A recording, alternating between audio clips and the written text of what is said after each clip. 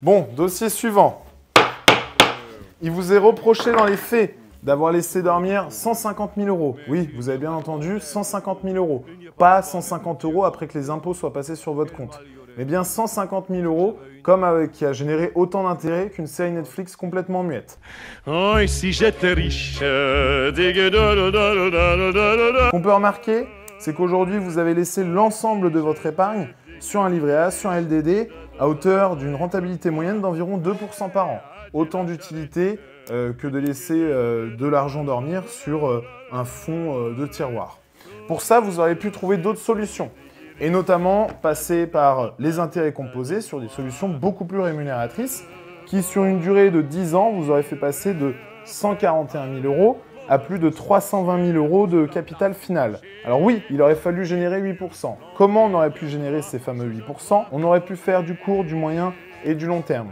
Sur cette base de support, aujourd'hui, le PEA aurait été excellent dans l'objectif d'investir sur ce qu'on va appeler des fonds structurés, à échéance 10 ans. Ces fonds structurés vont donc avoir 10 années pour pouvoir générer des intérêts. Chaque année, vous allez percevoir et mettre dans votre coffre-fort cet argent-là qui va permettre de percevoir 8% net après impôt. Vous avez bien entendu, pas après que mon cher ami des impôts soit passé.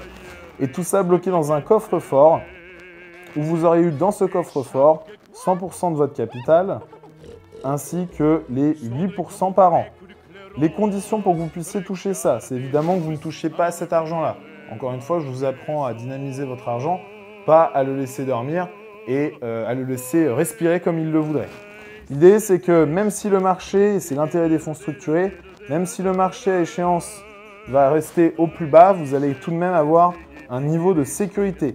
C'est-à-dire sur un fonds structuré, vous allez avoir 50% de votre somme, quoi qu'il arrive, même si le marché dégringole à hauteur de moins 70%, qui seront donc sécurisés. Par contre, si jamais le scénario est que vous avez des marchés qui vivotent jusqu'à arriver à cette échéance 10 ans, vous allez percevoir non pas l'intérêt que vous avez juste à ce niveau-là par rapport à ce que vous avez investi ici, mais bien 8% fois 10 ans, soit le capital qu'on a pu observer précédemment avec ces fameux 140 000 € si vous aviez mis 100 € par mois également en plus. Dans le cas où effectivement on a un marché qui va être plutôt vivotant mais qui va finir en plus haute plus-value, avant l'échéance, par exemple à ce niveau-là, vous allez notamment recevoir au niveau de ces 3, 4, 5, 6, donc au bout de 6 ans, vous allez pouvoir avoir ce qu'on appelle le seuil de déclenchement et donc percevoir les intérêts qui vont donc être à hauteur de 8% fois 6 années. Voilà comment vous auriez pu réaliser notamment 8% sur 10 ans sans prendre de risque avec une garantie en capital de 50% et venir me voir et éviter de passer dans le tribunal financier et avoir 320 000 €. Je vous remercie. Maintenant, on passe donc au dossier suivant.